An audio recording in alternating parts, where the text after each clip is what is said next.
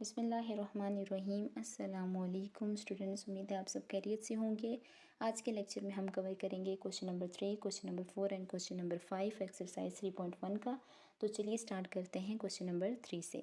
यहाँ पर देखिए कि क्वेश्चन नंबर 3 में बताया गया है a ball is throne straight up, it's height after t second is given by h।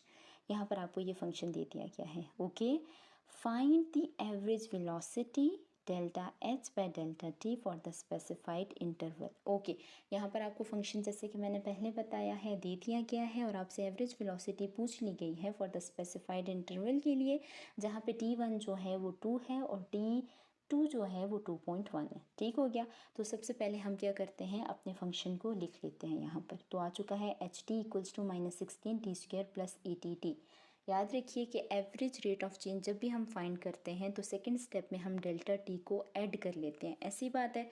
तो यहाँ पे देखिए टी था तो टी प्लस डेल्टा टी आ चुका है, टी स्क्वायर था तो T plus delta T again लिख लिया गया है और यहाँ पर भी टी की जगह टी प्लस डेल्टा टी लिख लिया है। ओके, अब यहाँ पर अगर आप गौर कीजिए तो ए प्लस बी का होल स्क्वायर बन रहा है, फॉर्मूला ओपन हो रहा है। ओपन कर देते हैं A square plus 2ab plus B square. यहाँ पे याद रखिए कि ए टी है, बी याद रखिए कि डेल्टा टी है। ओके, और ए टी को टी के साथ और फिर ए टी को डेल्टा टी के साथ मल्टीप्लाई कर दिया गया है। सही हो गया। अब यहाँ पर ब्रैकेट ओपन कर लेते हैं, T square plus 2t delta T plus delta T square और फिर 16 को इस तमाम ब्रैकेट से मल्टीप्लाई कराते हैं तो -16 T square minus plus minus 16 को 2 से मल्टीप्लाई करेंगे 32 T delta T minus plus again minus 16 delta T square और यहाँ पर ATT और AT delta T as it is आ चुका है। ठीक हो गया। अब हम जब ये वाली वैल्यू फाइंड कर लेते हैं t प्लस डेल्टा टी के साथ, तो उसके बाद हम जो है वो थर्ड स्टेप में एवरेज रेट का फार्मूला लिखते हैं। तो क्या है एवरेज रेट का formula, delta H by delta T equals to H T plus delta T minus H T divided by delta T. Okay, अब याद रखिए कि यहाँ पर हम जो है वो ये वाली वैल्यू पुट करेंगे और एच ऑफ टी में हम इक्वेशन जो हमें गिवन थी वो पुट करेंगे। तो आइए पुट करते हैं। अब यहाँ पर जैसे कि मैंने बताया था इक्वेशन पुट कर ली गई है। ओके, और इस एच ऑफ टी में हमने क्वेश्चन की इक्वेशन निकली है। ठीक हो गया, divided by delta T as it is. अब यहाँ पर ये वाला ब्रैकेट ओपन कर लेते हैं तो यहाँ पर आ जाएगा -16 T square as it is minus 32 T delta T minus 16 delta T square plus ATT plus AT delta T minus minus plus 16 T square minus plus minus ATT। Okay, अब यहाँ पर देखते हैं कि क्या क्या चीज़ कट रही है। तो यहाँ पर अगर आप गौर कीजिए तो ATT और यहाँ पर ATT की कटिंग हो गई, ऑपोजिट साइन में थे। ओके, यहाँ पर अगर आप देखिए तो 16 टी स्क्वायर और 16 टी स्क्वायर भी कटिंग हो रही है। ठीक हो गया, और जो बाकी की 3 वैल्यूज़ रही हैं वो यहाँ पर आ चुकी हैं। ओके, और डेल्टा टी अपनी जगह पर। अब यहाँ पर भी डेल्टा टी है, इस वैल्यू में भी डेल्टा टी है और इस वैल्यू में भी डेल्टा टी है, तो डेल्टा टी कॉमन ले लेते हैं। अंदर आ जाएगा -32 T minus 16 delta T plus AT। Okay, यहाँ पर डेल्टा टी और यहाँ पर डेल्टा टी दोनों की कटिंग हो रही है अगेन। तो हमारे पास यहाँ पर delta H by delta T की वैल्यू आ चुकी है -32 T minus 16 delta T plus AT। अब यहाँ पर देख रहे हैं आप डेल्टा टी आ चुका है। अगर हम यहाँ पर वैल्यू डेल्टा टी की डालें और यहाँ पर टी डाल दें तो हमारे पास क्वेश्चन में एवरेज वेलोसिटी का आंसर आ जाएगा, ऐसी बात है। लेकिन डेल्टा टी की तो वैल्यू नहीं है, उसको हम इंटरवल को यूज़ करते हुए सॉल्व करेंगे। तो यहाँ पर देखें डेल्टा टी का फॉर्मूला होता है T2 माइनस T1। T2 की वैल्यू स्टार्ट में गिवन थी क्वेश्चन के 2.1, T1 की वैल्यू है 2। इस तरह से माइनस करने के बाद डेल्टा टी की वैल्यू आ चुकी है 0.1। अब ये वाली वैल्यू हम इस इक्वेशन में पुट करते हैं। ठीक हो गया, तो यहाँ पे देखिए -32 अपनी जगह पर, टी की जगह हम T1 डालेंगे जो कि है 2, पुट कर लिया गया है, -16 अपनी जगह पर और डेल्टा टी की वैल्यू 0.1 फाइंड कर आए हैं वो पुट कर देंगे, प्लस AT वहीं पर आ चुका है। ठीक, अब यहाँ पर दोनों वैल्यूज़ को मल्टीप्लाई करें -64, इन दोनों वैल्यूज़ को मल्टीप्लाई करें तो -1.6 और plus AT as it is. Solve करेंगे कैलकुलेटर पे तो वैल्यू आ जाएगी 14.4 जो कि वैल्यू है एवरेज वेलोसिटी की।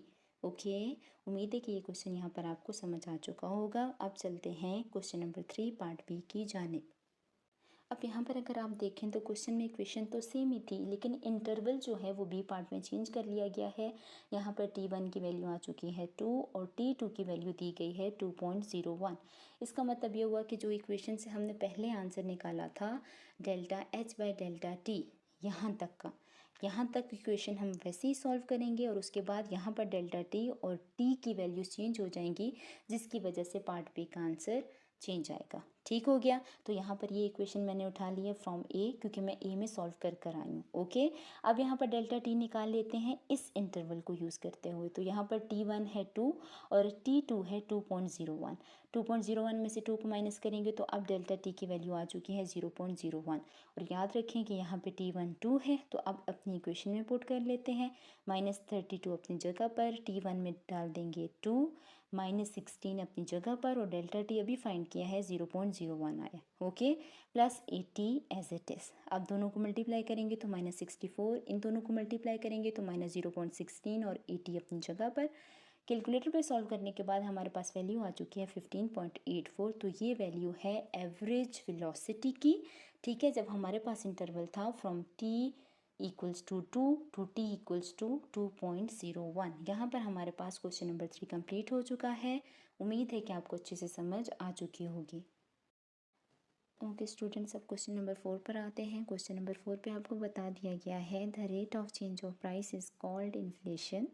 The price P in rupees after T years is. यहाँ पर आपको एक फंक्शन दे दिया गया है, आपने यूज़ करनी है definition of average rate of change of inflation, जहाँ पर इंटरवल है T1 3 टू T2 5 ईयर्स। आपने बताना है कि what rate of change is and explain. Okay, तो सबसे पहले हमारे पास क्योंकि T1 और T2 दोनों गिवन है, तो हम सिंपल डेल्टा टी फाइंड कर लेते हैं, जो कि आगे इक्वेशन में जाकर हम यूज़ करेंगे।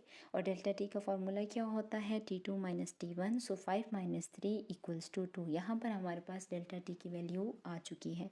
अब हम इक्वेशन लिखते हैं और एवरेज रेट ऑफ चेंज के तमाम स्टेप्स को फॉलो करेंगे और एंड पर हम निकाल देंगे रेट ऑफ चेंज। ओके, यहाँ पर देखिए फंक्शन लिख लिया गया है। अब यहाँ पर टी आ चुका है, तो सेकंड स्टेप में हम डेल्टा टी को ऐड कर लेते हैं। So P T plus delta T equals to 3, T square में again T plus delta T, और यहाँ पर भी टी है तो टी प्लस डेल्टा टी और 1 एज इट इज़। ओके, अब यहाँ पर देखें तो A plus B whole square का फार्मूला बन रहा है, तो फार्मूला बना देते हैं A square plus 2ab plus B square, और यहाँ पर टी प्लस डेल्टा टी को ओपन कर लिया गया है +1 के साथ। ठीक हो गया।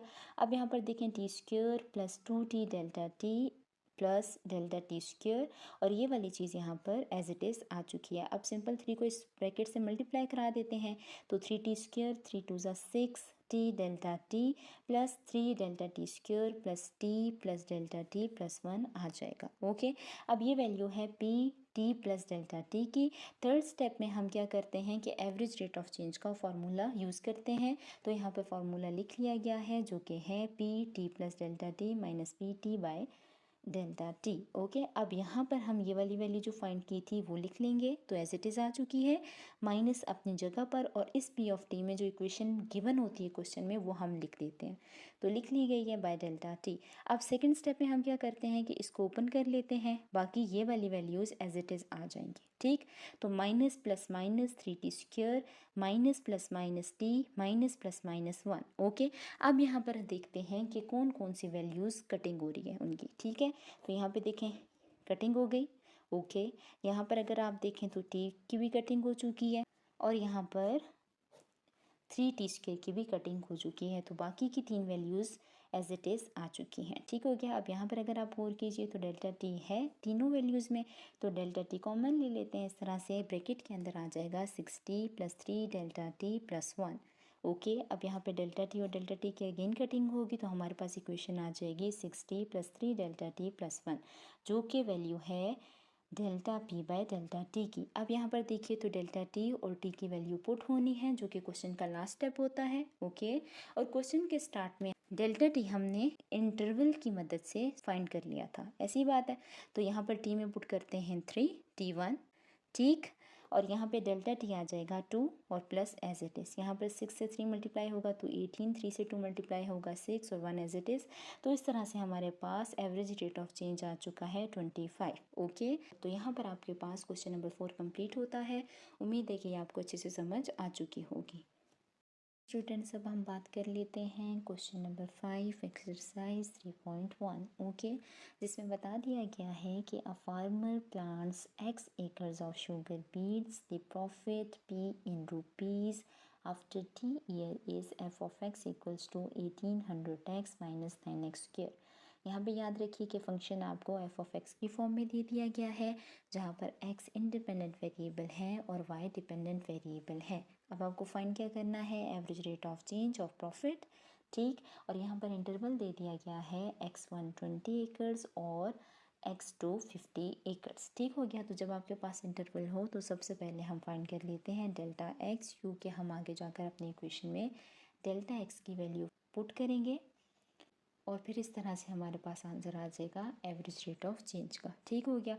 तो यहाँ पे देखिए x1 की वैल्यू 20 आ चुकी है, x2 की वैल्यू 50 आ चुकी है। Delta x x2 minus x1 formula होता है, तो 50 में से जब आप 20 को माइनस करेंगे तो वैल्यू आ जाएगी डेल्टा x की 30।